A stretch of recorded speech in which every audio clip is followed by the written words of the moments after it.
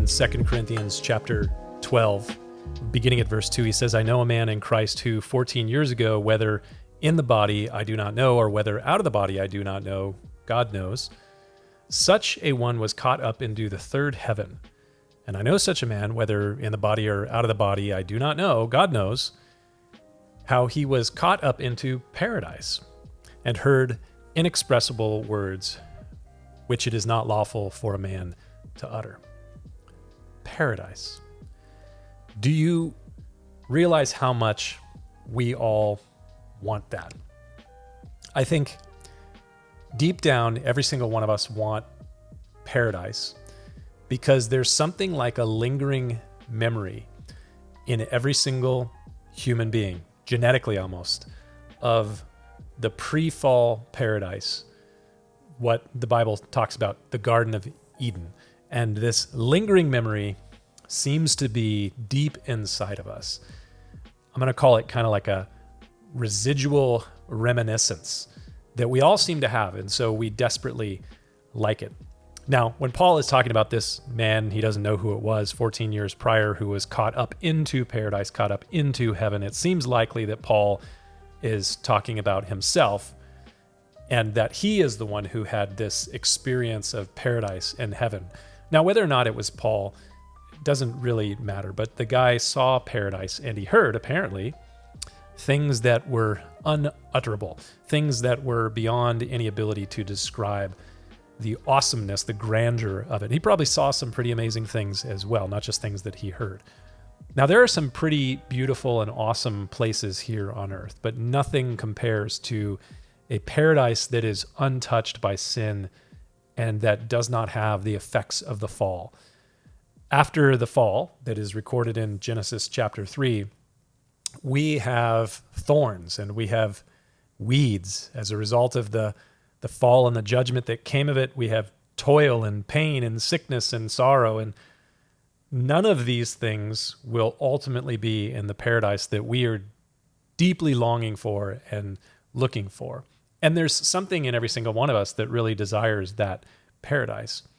It's interesting that Paul, immediately after talking about this paradisal experience, begins to talk about suffering some sort of thorn in the flesh, a weakness that he had. There's a lot of speculation among Bible commentators and teachers about exactly what it was that Paul is talking about when he refers to that in 2 Corinthians chapter 12.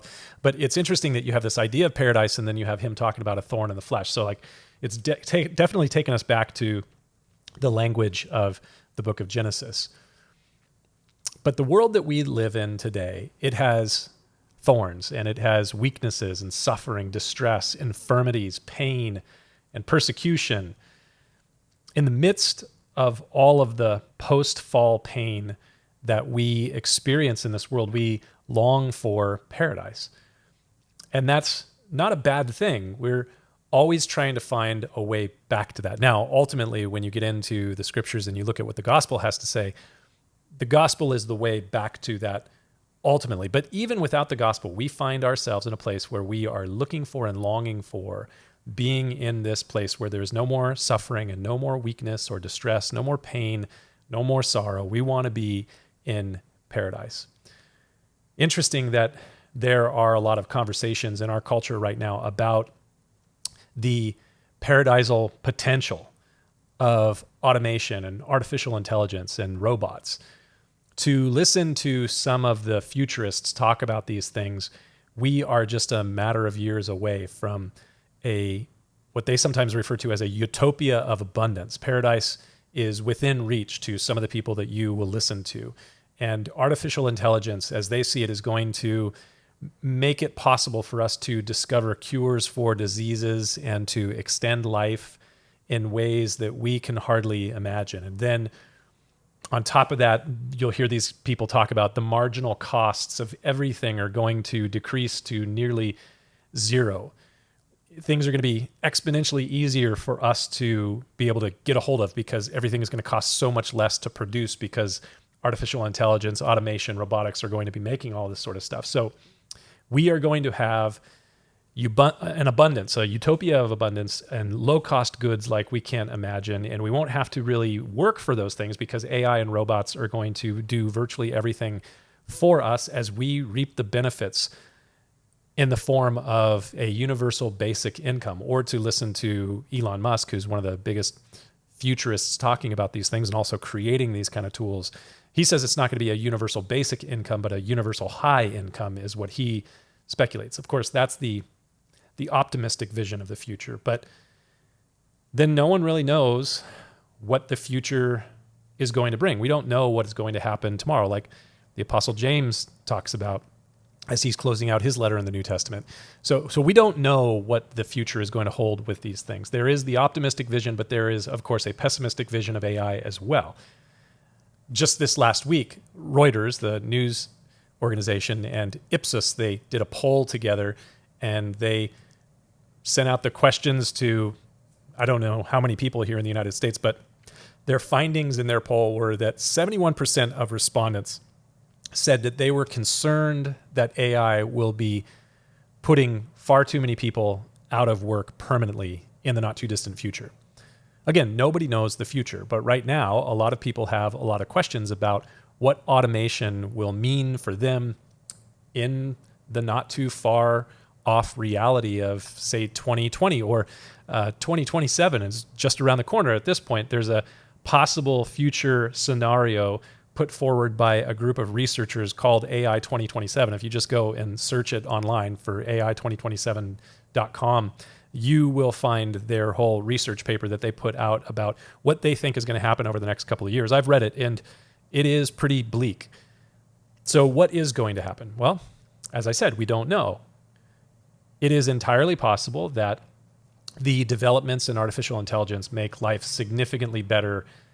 And then there's the other side of it, that it could bring total disaster. I love the fact that those who are actually in the AI research and development community are both optimistic and pessimistic as they look forward to what it is going to do.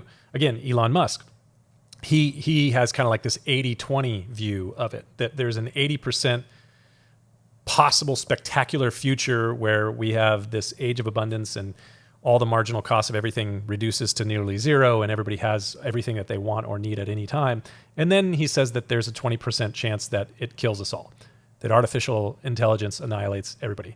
And then not just him, but longtime researcher and the guy who is considered like the godfather of artificial intelligence neural networks. His name is Geoffrey Hinton. He actually won a Nobel Prize recently. But Geoffrey Hinton, he says that it's more like 90-10. So in his view, 90% everything is going to be great, 10% it's going to be bad. And honestly, those are not the best odds. If there's a 10% chance that things are going to be devastatingly bad, that's not the best odds. And I think that those odds, they could be right.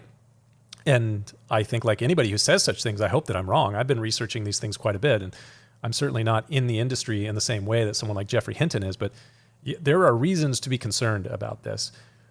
But imagine a not too distant future in which you have the ability to buy or lease a robot that cleans your house and does your landscaping, and it shops for you and it runs errands for you, and it'll go pick up your dry cleaning.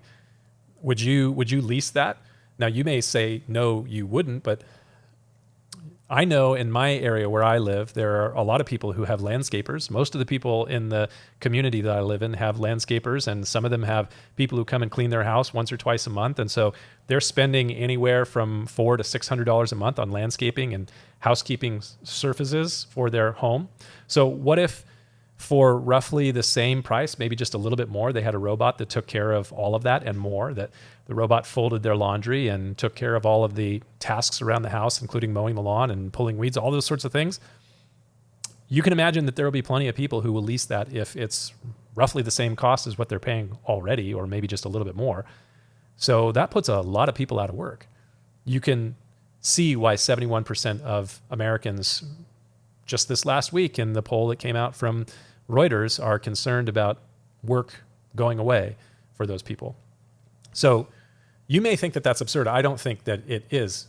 Take another likely future, which is really not all that far away. I have a car right now that drives me with full self-driving, And I use the full self-driving in my car probably 60% of the time, maybe more. And it is pretty amazing. Sometimes it seems almost incredible to me how well it works, but it really works well. And think about all the jobs that are connected in some way to transportation. You have bus drivers and cab drivers and Uber and Lyft drivers, and then people delivering your food if you used Uber Eats or Grubhub. And that's not to mention all of the people who are in logistics and shipping and all these different companies that are transporting stuff all around the country. If we get to a place in the not too distant future where these things are self-driving, there's a whole bunch more people that are out of work as a result of that. You might think that these things are not at all a reality. I would encourage you to go test drive a full self-driving Tesla if you've never driven in one. It might change your mind. It's pretty amazing how well these things are working right now, and it hasn't even really taken off. Now, there's good reason to think that these technologies will create entirely new aspects of work or just make our ability to work more efficient and more effective. I think that that also may be true. That's a good reality here. The technology that I use on a daily basis didn't exist in large part 20 years ago or so.